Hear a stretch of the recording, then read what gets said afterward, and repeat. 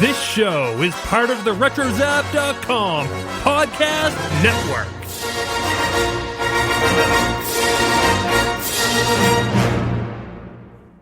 And welcome everybody to episode 31 of the Animaniacast. May I? Of course. Oh,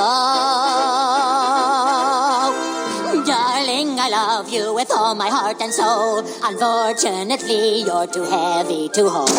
You and I will live in splendid bliss. Now give me a big kiss. Get out of my life! You shouldn't go breaking people's windows.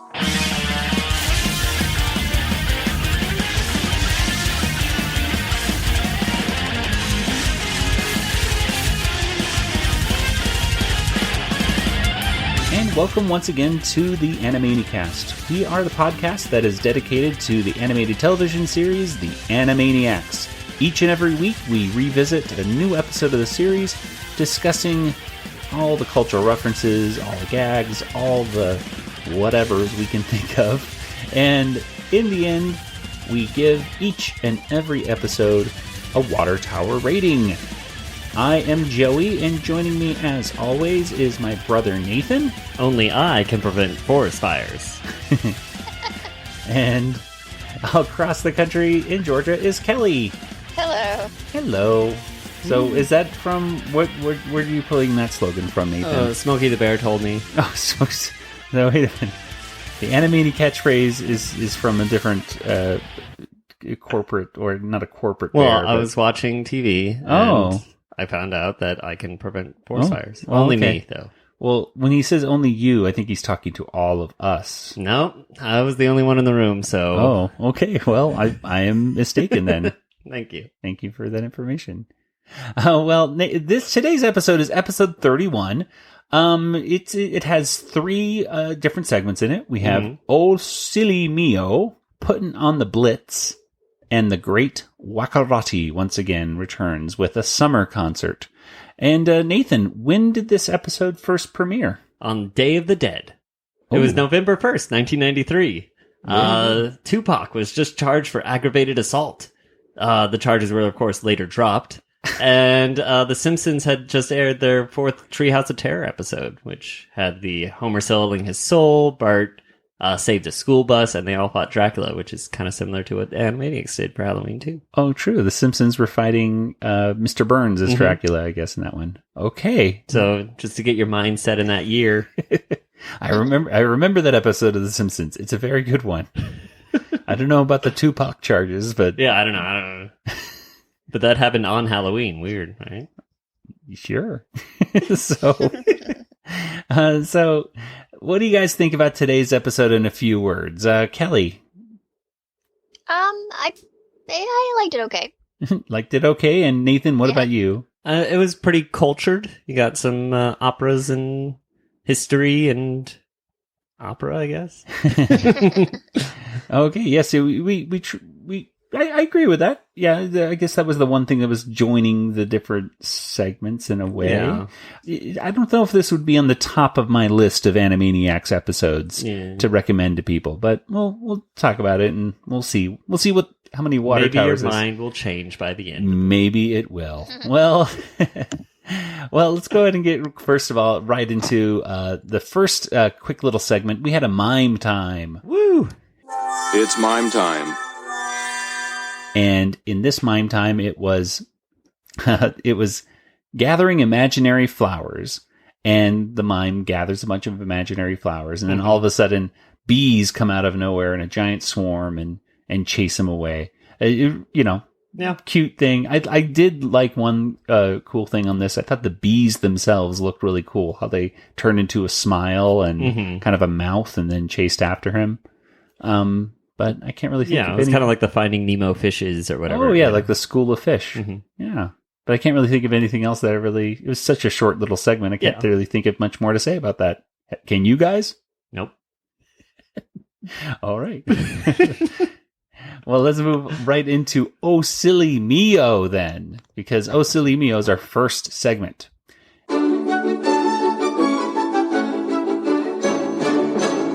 Oh, Silly Mio was written by Randy Rogel and Paul Rugg. So Randy Rogel, who, does much of the music in this one, actually had a part in writing this. And then it was directed by Gary Hartle, Adu Payden, and Dave Marshall. Ooh, Gary Marshall. That's an interesting name by the middle director there. Adu Payden. I don't know how to... Patton. I don't know.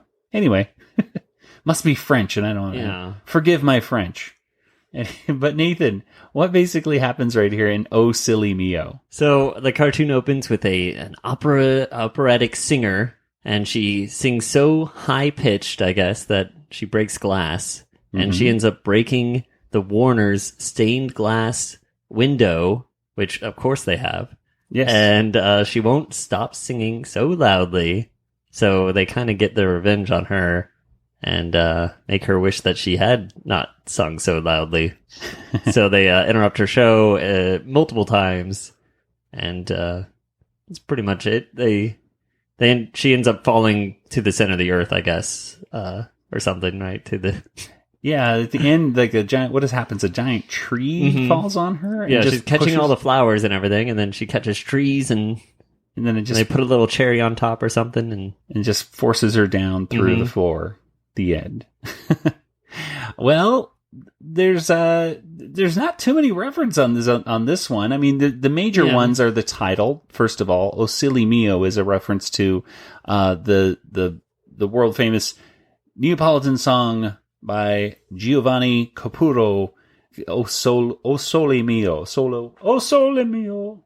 We all know that, right? It's in numerous commercials throughout the years. That's all I really know about it.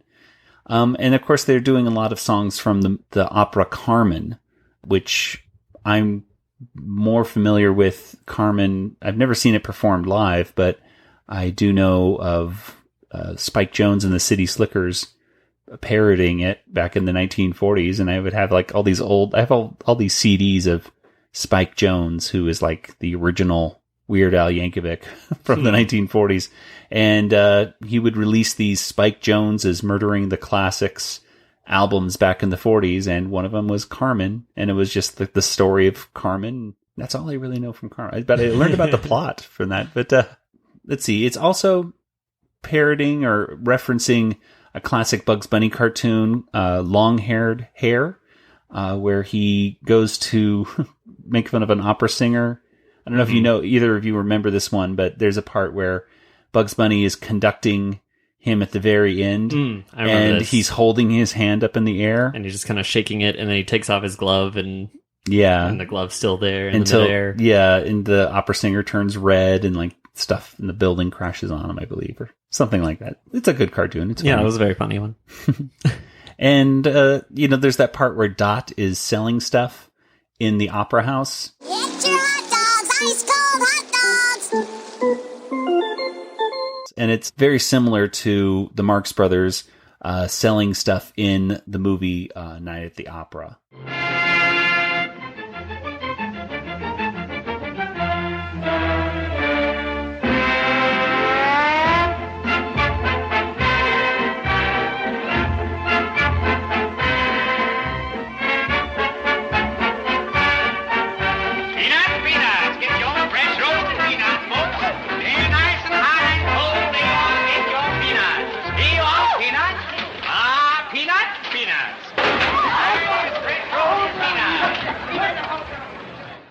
There you go. Those are our 3-4 references right there. Not much to talk about. But other than that, let's talk about any of the favorite moments that we might have and all that.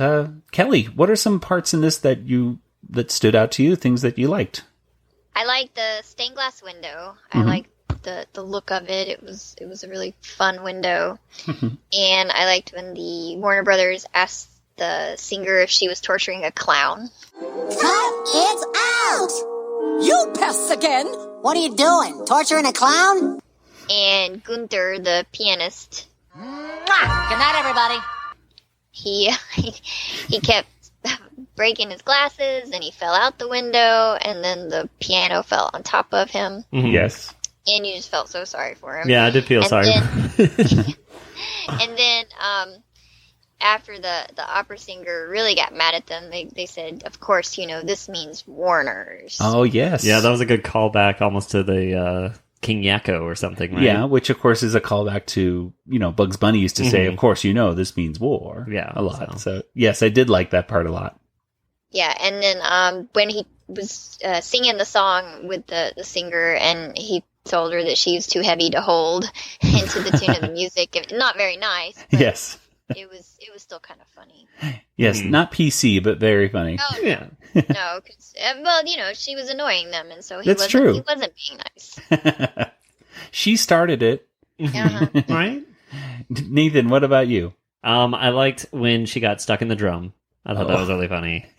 And Yeah, they had bigger. And then, I don't know what, gosh, Wacko was doing kind of like when he got that big giant mallet, he just got to this like just shuffling off like a jazzy kind of beatnik guy.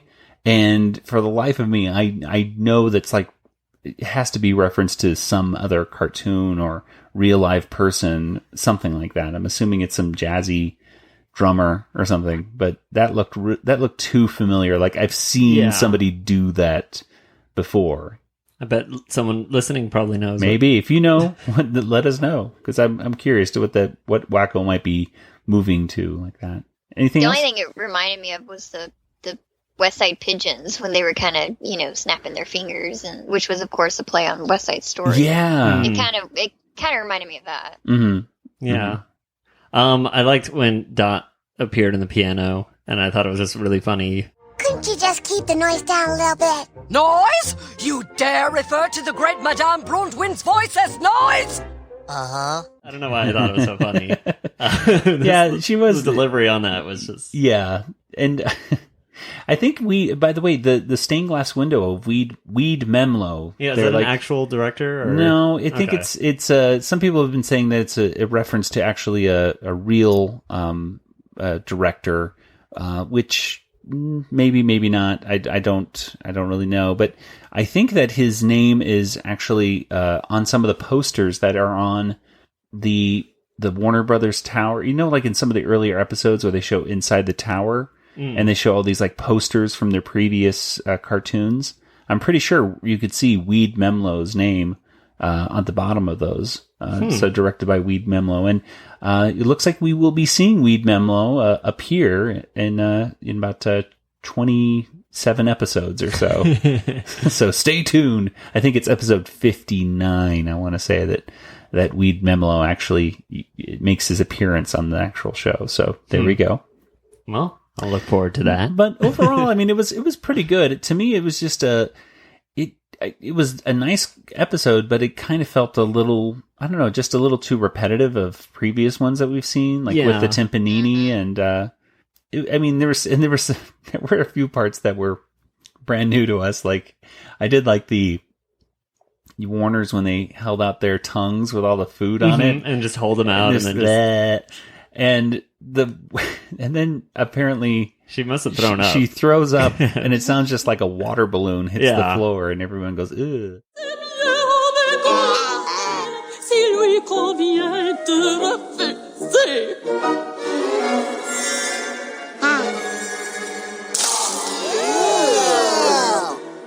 But I will give this her credit. She continued to sing right after that. I don't know how she came back from and that. the audience didn't seem to care too much because they're still throwing roses at her at the end and everything. She's that good of a singer. Actually, she is a very good singer. The woman who did the voice, I think Tress MacNeille did Tress MacNeille did the talking voice right here. But it was Wendy Knudsen did Madame Bruntwind's singing voice. And Wendy Knudsen did Marita's singing voice in the previous Hip Hippos one. Oh gosh, now I'm forgetting the name of that. The Hip Hippos. The one where the giraffe gets fired. That one. Yeah. So anyway, it was cool. I did like the singing in it was very nice. I did like that. It just felt a little repetitive, just like we've seen this before, and it was a nice cartoon. It just wasn't one of the best Warner cartoons, in my opinion. But anyway, well, Any other thoughts on this first cartoon of today's episode? I like that they asked her to stop first before they tormented her. They did ask her nicely. Yeah. We got to give them credit. And they even tried fixing the glass on their own and everything. Like, well, let's go ahead and move on then to our next cartoon, which is another Rita and Runt cartoon called Puttin' on the Blitz.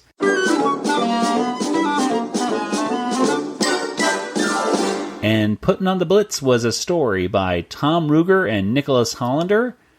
It was written by Nicholas Hollander, and it was directed by Greg Reyna. And Kelly, what happens in Puttin' on the Blitz?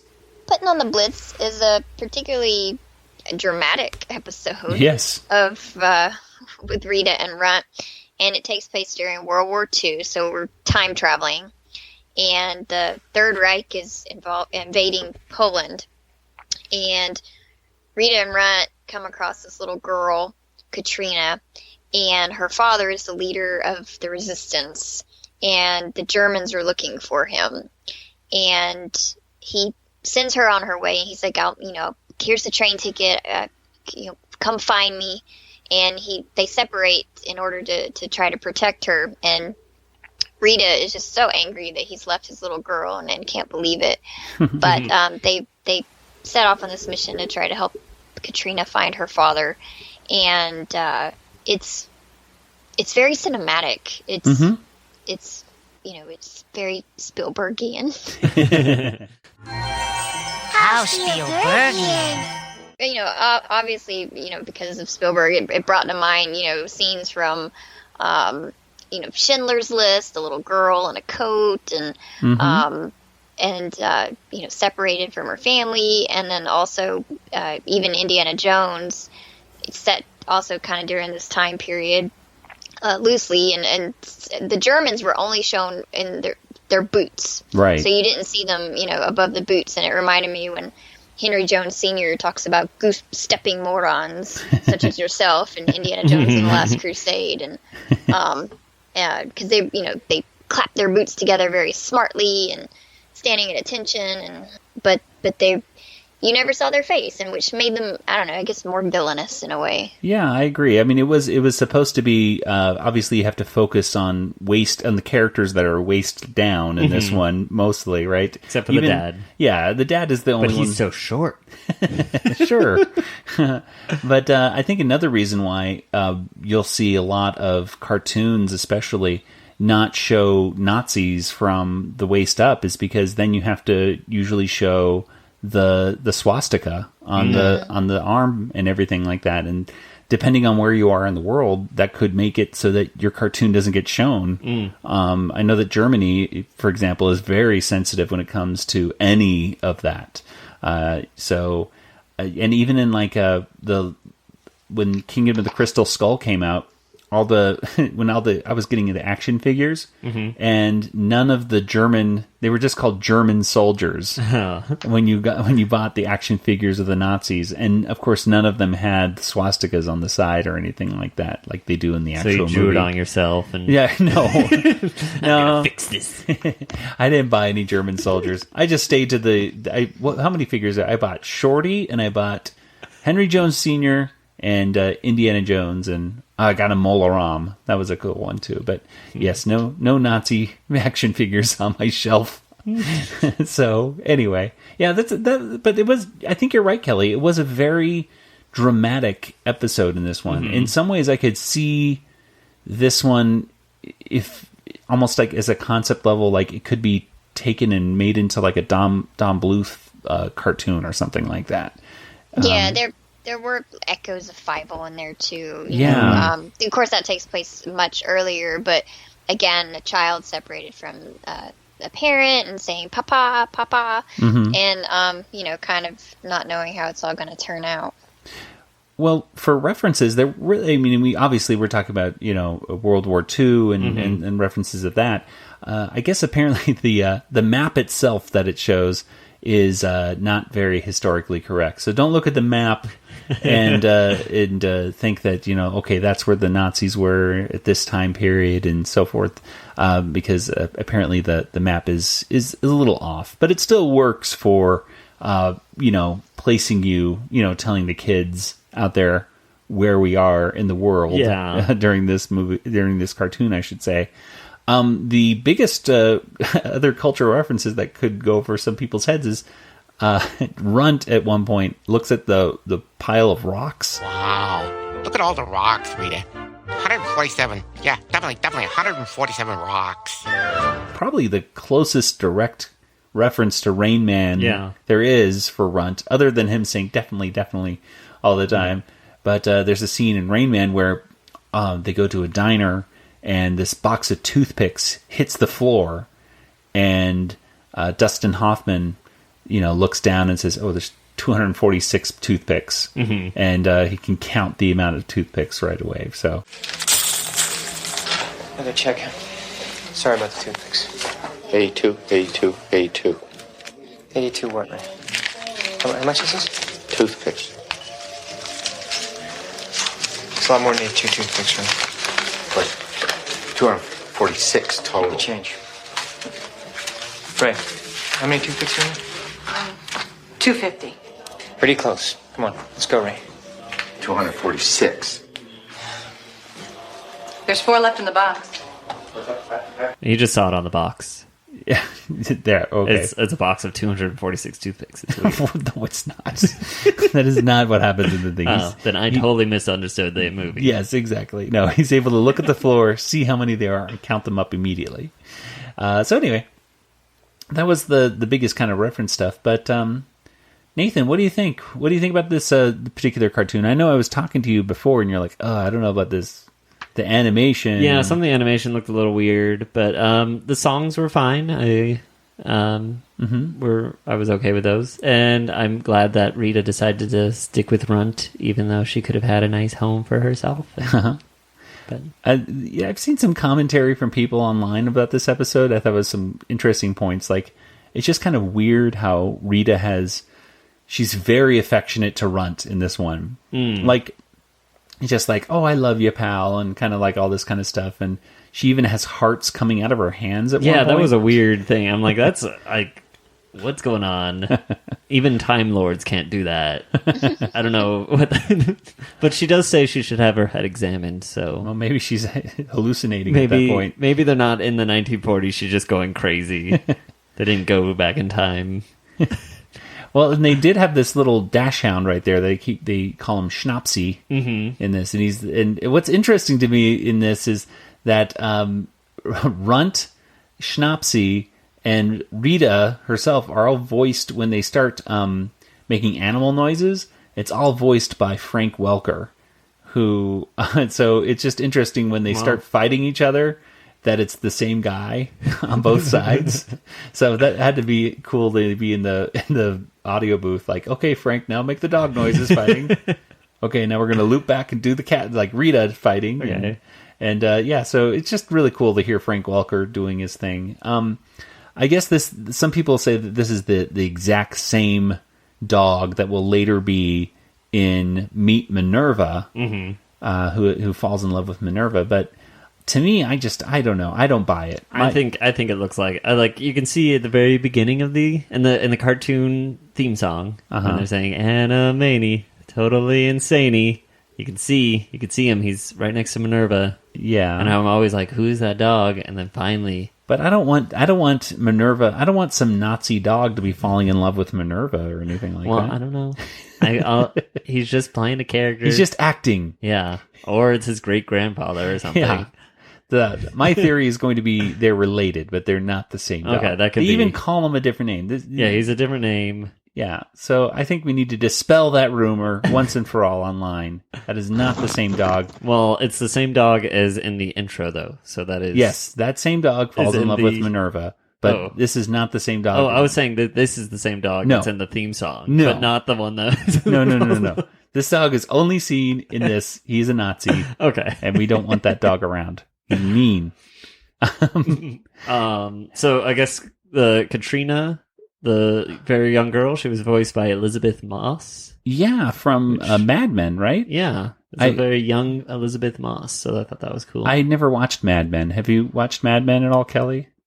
Only bits and pieces. Yeah, but I think Elizabeth Moss more recently is going to be in the miniseries The Handmaid's Tale.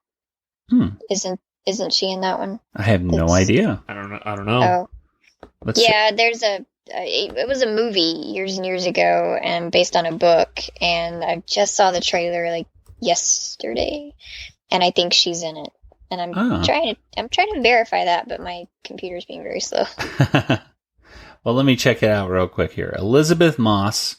It says on IMDb that she was in Mad Men. Mad Men. And Girl Interrupted. Mm-hmm. She's been in tons of things that I've never seen. I've seen Girl Interrupted, and I've seen half of the first season of Mad Men. So I'm Let's see. to do this. I don't see The Handmaid's Tale. Yeah, there it is. Handmaid's Tale. Yeah, it's a Hulu Handmaid's Tale. series. Yeah, The Handmaid's Tale. What is it for again? It's based on it's for Hulu. Oh, okay. And it's based on a book by Margaret Atwood. And I think in the original movie, I want to say Liam Neeson's late wife was the star of the movie. Oh, wow.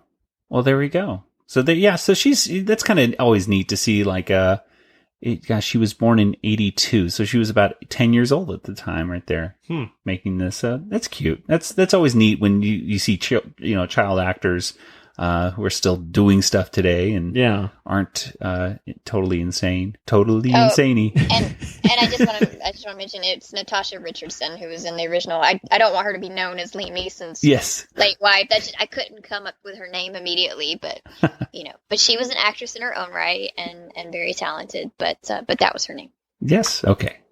So, any other thoughts on? Again, a very dramatic one, not incredibly funny read and runt episode. No, but I kind of liked it. I was talking to Nathan was saying, "Oh, I don't know about this," but I watched it and I kind of felt a bit of tension right there. Not a lot of tension because I know that it's just this Animaniacs cartoon, but it does have a nice, I think, climax to it all where they're trying to run onto the train and, grab my hand and all that kind of stuff. And you could easily see it as a movie. Yeah, I could totally. With a John Williams soundtrack. Yeah. Oh, that would make this episode better. Yeah, totally.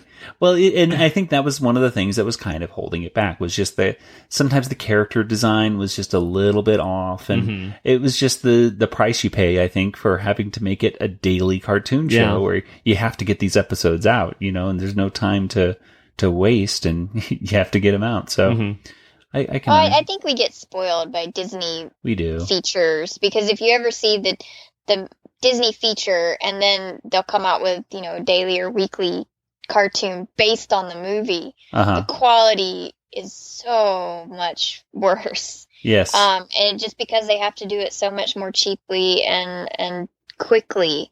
And so you don't get that level of animation, unfortunately. Yeah, the Aladdin cartoon series or the Little Mermaid had a series as well and stuff. And I may have watched both of them. Yep. Yeah, I think I saw many episodes. Yes, more of the Aladdin for me, but yeah, even Hercules had his own spin-off thing. Oh, when he was young Hercules. Yeah, it was young Hercules, and they even had a crossover of Aladdin and Hercules. That was a weird one.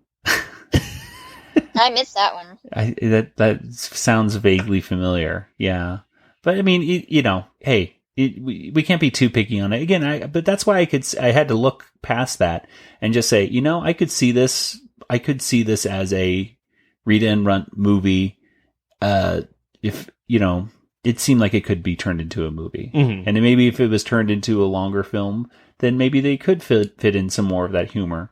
But it's hard to say because it's dealing with Nazi Germany escaping during World War II. So. It has all those elements of Schindler's List and Anne Frank and all those things that, make you kind of feel tense for multiple different reasons. So yeah, not even the Animaniacs could quite they do a little appearance, but yeah, they do their typical cameo once again in Rita and Runt. Yeah, but even then, it's just like it doesn't really break the tension and the. It seemed really out of place there. Yeah, and they were doing their same little choo choo thing from the big candy store, and in seems to me almost like they may have just recycled that same animation. Yeah. Like, oh gosh, we got to put the Warners in here somewhere. We need 5 more seconds. Put them in. But I guess it made sense because they were at the train yard and everything like that. But still, it didn't seem necessary. No. The other ones, it's like, oh, the Warners are there. Bye, Warners. And Warners, what are you doing? Help! Don't you see they need help? The Nazis are chasing them. Stop fooling around. Well, there's only one more small segment on here, and I think we're going to talk about this one for about a half hour, so strap yourselves in. This is good. I have a lot to say about this one. So the last segment is the Great Wakkorotti, the summer concert.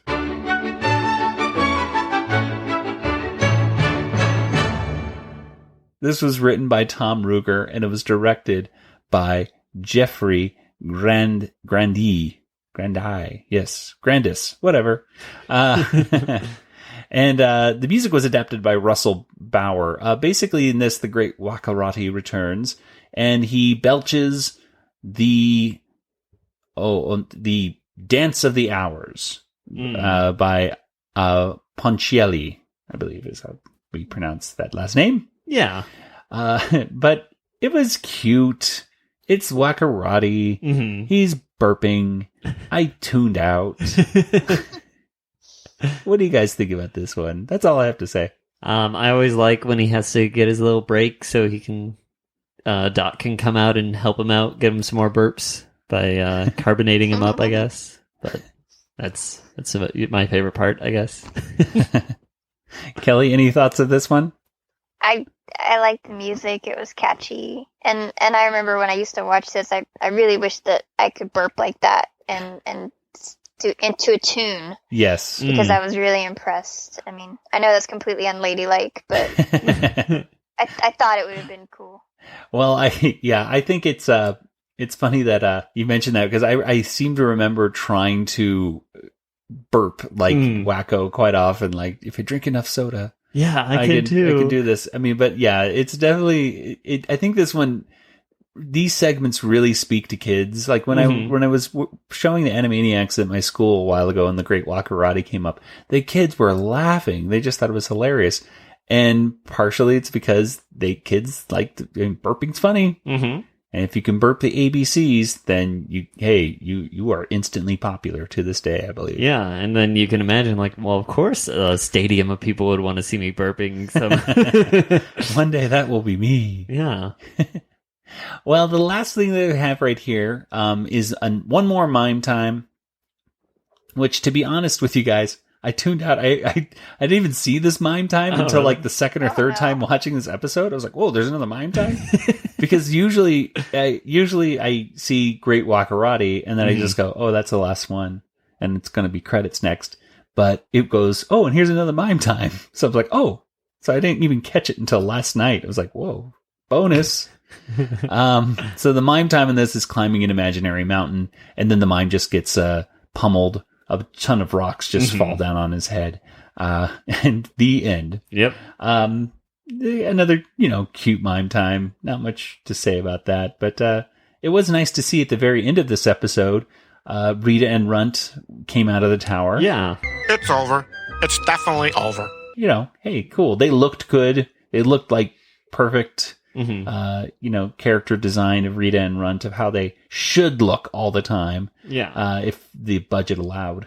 And it just shows that they came back to the present time. Right. Through the water tower. Oh, there you go. Through that TARDIS. Again, oh my gosh. We're building this. Yeah. This up. That is yet another theory. Yeah. The listeners are all over this. They're like, what? Turning it up. They're on. I know. Hey, another theory. Another piece to the puzzle. That the Warners are Time Lords, and the clock, not the clock tower, the water tower is a TARDIS. It could also be a clock tower because it can turn into anything it wants to be. That's true. Does that mean Rita and Runt can be companions since they went back to World War II? Yep. Yeah, they must be companions. Because it's all fitting into place, folks. So look for that in an upcoming episode. Anyway. Well, guys, I think it's time to get right over to our water tower rating.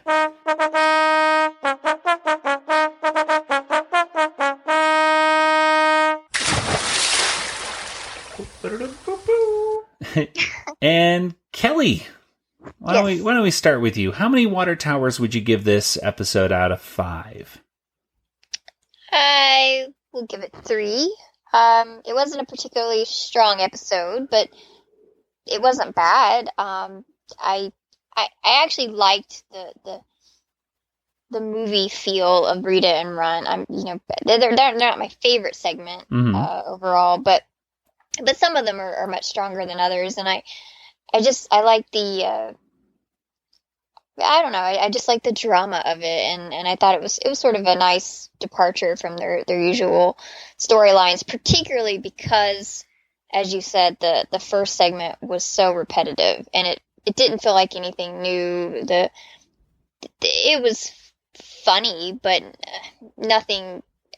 I'll just say that there wasn't really anything quotable from this episode. There's certain episodes that I'll quote all the time, like Wally Llama and Meatballs or Consequences, and just throw them out all the time in everyday conversation just to see who actually pays attention. But this one didn't have anything that stood out, so it's about average. So okay. 3.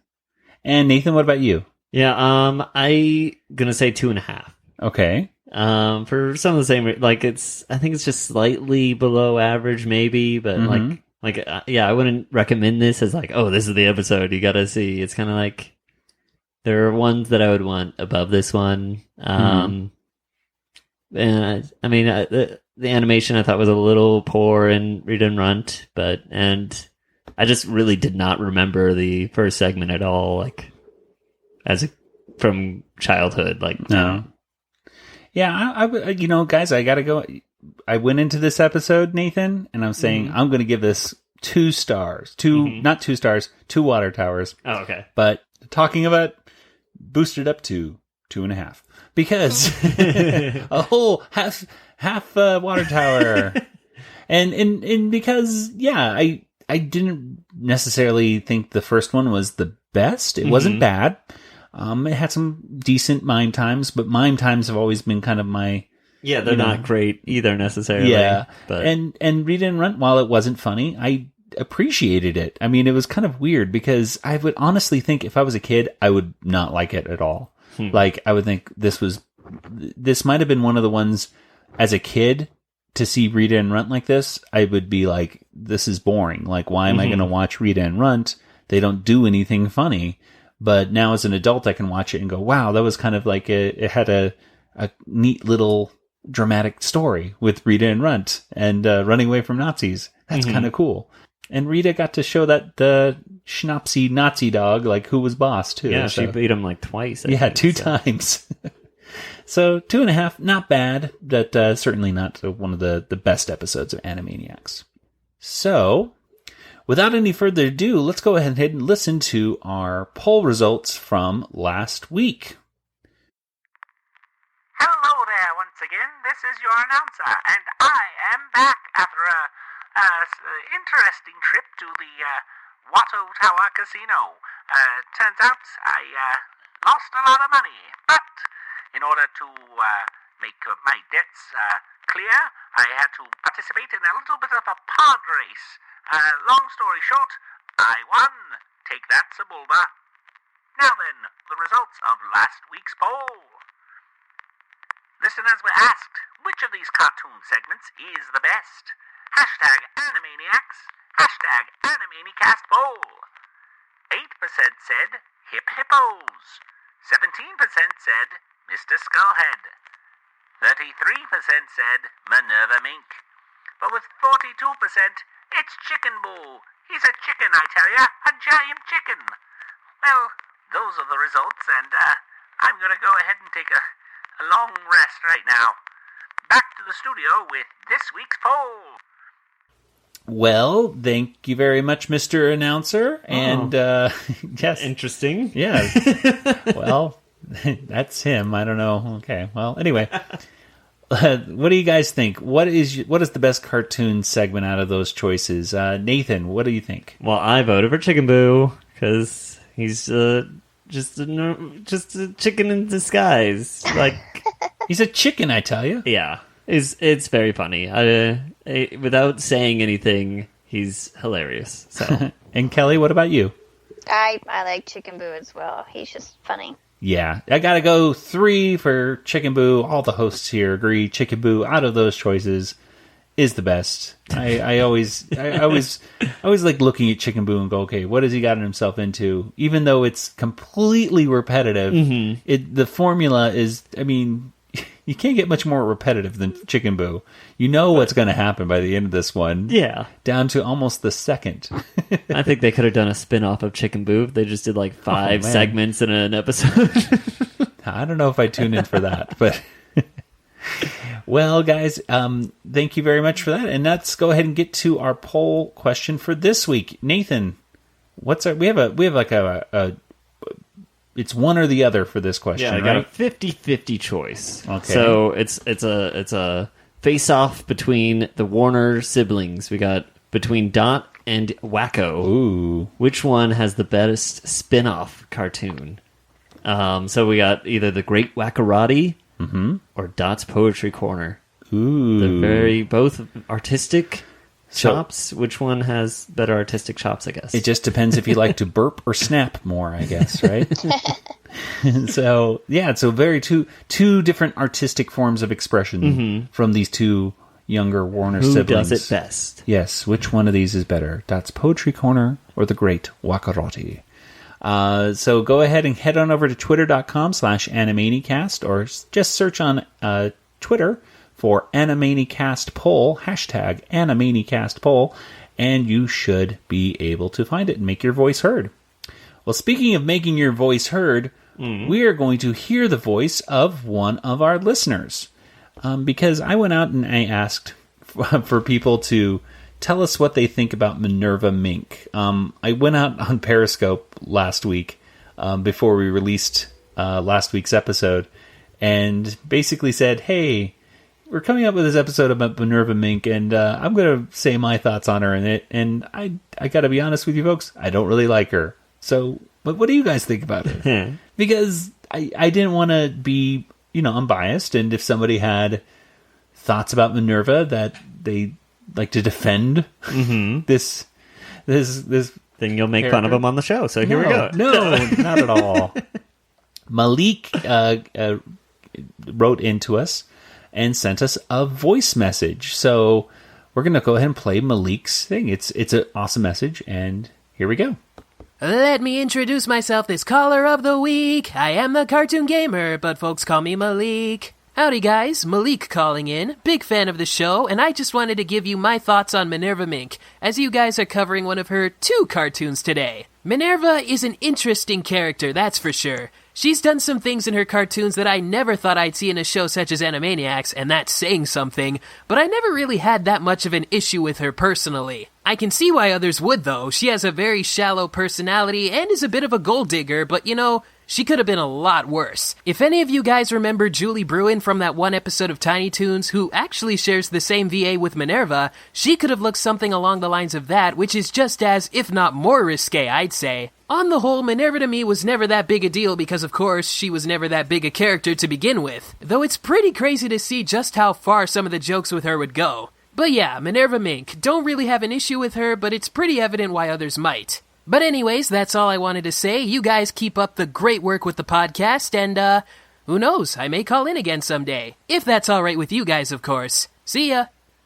Bye, Malik. Bye, Malik. And yes, and yes, absolutely, Malik. Please, feel free anytime. Send in your thoughts on an episode, and that goes for anybody else as well. Feel free to send in your thoughts, and you just might hear it on our show. So, guys, Kelly, do you remember Julie Bruin at all from Tiny Toons? I probably should, but I don't. Okay, let me give you a hint right here. This is she's in the episode where they're doing Montana Max did Money, That's What I Want in it. And I think it was the Tiny not the Tiny Toons, the They Might Be Giants one actually. Well, see, that's why I meant I should remember it because that was an iconic episode. Yeah. I didn't realize They Might Be Giants was a real band, and I thought they were made up for the show. Yeah. So yeah, Julie puts on a music video starring Montana Max singing Money, That's What I Want. She later makes a non-speaking appearance in the same music video on Monty's cruise ship where he tosses her into the ocean. He throws a lifesaver for her to float on, but she gets hit on the head with it instead. Julie Bruin, voiced by Julie Brown, playing kind of... Julie Brown, not only voiced Minerva and everything, but she played kind of a caricature of herself in real life as an actress, usually playing kind of a ditzy, stuck-up... Because I'm a blonde. Because I'm a blonde is an example of that. But she wasn't a blonde. She was brunette. But she still kind of played this kind of girl that was like that. So I do remember Julie Bruin. I showed a picture of Julie Bruin to Nathan. And Malik is right. If Julie Bruin is much more... well, gosh, what could we say? Yeah, voluptuous. I don't know. Voluptuous, that's for sure. I think if you don't have a problem with Julie Bruin, then you shouldn't have a problem with Minerva Mink. That is very true. Both of them, though, I think one of the reasons I think they got away with Minerva and Julie Bruin, though, is because they make very limited appearances on both shows. If they were real regulars, then we might see. A bit of a problem. But you do see Minerva Mink every episode. That's true. Minerva is in every episode. She does get paid every time. She is talking about that pair play contract. That's true. Well, without any further ado, guys, I think it's time to get to our contact information. So, Kelly, where can people get in contact with you? I'm at Twitter, and I've actually been tweeting some lately. Yoda Princess. And also email Kelly at bigshinyrobot.com. Very cool. Nathan, what about you? Oh, Joey, I'm on Twitter. Django FT. That's me. And what about your Nathan Sleeps, or what's that? Yeah, it's in Sleep Talks if you want to see the kind of things I say when I'm asleep. Yes. And I'll use them as catchphrases if I need to. And if you want to send in your own catchphrase for Nathan to say... #Animani catchphrase. Wow, there's so many different things. And of course, to get in contact with us at the Animaniacast, you can all go ahead and there's multiple different ways to do it. We're on Facebook, we're on Twitter, and of course we're over at retrozap.com. You can send us an email, which is animaniacast@retrozap.com, and you can head on over to the retrozap.com to see a ton of fantastic articles and other fantastic podcasts as well. And if you really like them, then you know what you can do? You can sign up, you can subscribe on iTunes or whatever to the RetroZap feed, and that way you can get every single RetroZap podcast delivered right to your device. Even us? Even us. Ooh. You can do, so what I do is this is what you should do, listeners. Subscribe to us. Oh, okay. And subscribe to the RetroZap feed too. So that way you get to double you get to hear us twice. You get to hear us twice, which is just so much fun. Yeah. Anyway. We're so much better the second time around listening to us. I know. Tell me about it. Anyway, so with that, for Nathan and Kelly, this is Joey saying good night, everybody. Good night, everybody. Good night. This podcast is not endorsed by Warner Brothers or Amblin Entertainment and is intended for entertainment and information purposes only. Animaniacs, the Warner Brothers logo, all names, pictures, and sounds of the Animaniacs characters or any other Animaniacs-related items are registered trademarks and or copyrights of Warner Brothers, Amblin Entertainment, or their respective trademark and copyright holders. All original content of this podcast is the intellectual property of the Animaniacast unless otherwise indicated. I think I could really get to like opera.